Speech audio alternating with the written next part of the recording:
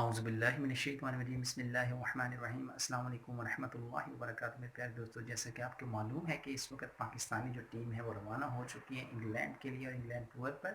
اور اس وقت جو صورتحال ہے وہ آپ کے سامنے ہے. ساری دنیا کے اندر اس وقت کورونا وائرس نے ایک زبردست بے چینی کی کیفیت کو پیدا کیا ہوا ہے اور کئی ادارے بند ہیں، کئی چیزیں بند ہیں، لیکن پاکستانی ٹیم بہرحال روانہ ہو چکی ہے اور اس وقت مانچسٹر میں موجود ہے اور اس وقت جو ہے وہ پریکٹس کر رہی ہے. اور اب دیکھنا یہ ہے کہ پاکستانی ٹیم کیسا پرفارم کرتی ہے. بینگ ایز اے پاکستانی میں جو ہے امید کرتا ہوں کہ انشاءاللہ پاکستانی ٹیم اچھا پرفارم کرے گی.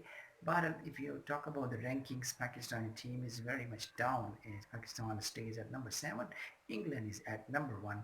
So it would be really very tough for the Pakistani team to play very nicely against the top class team of England. So we hope they are just casual of 3 tests and 3 T20Is, and that will be played in the month of August 2020, because as the matches are going to be started. Firstly, the test matches will be started from 5th August, and after that, at the end of August and start of the September, there will be 3 T20Is. So I just wish Pakistani team all the best. Let's see how Pakistan perform and how Pakistan control the weaknesses and how they control their nerves against the strong team of England.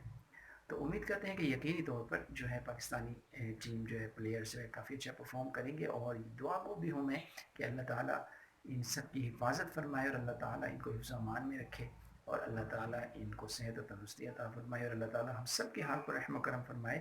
تو انشاءاللہ ضرور دیکھیے گا پاکستان کے test matches جو کہ اگست میں ہوں گے اور اس کے علاوہ T20Is بھی ہوں گے. تو آپ بھی دعا کریں اور یقینی طور پہ میں بھی دعا کو ہوں کہ پاکستانی پلیئرز اور انگلینڈ کے پلیئرز جو محفوظ رہیں. اللہ تعالیٰ ان کو حفظ و امان میں رکھے اور اللہ تعالیٰ ہماری ٹیم کو کامیابی عطا فرمائے اور اچھا جو ہے وہ دونوں سیریز کو ون کر کے آئیں.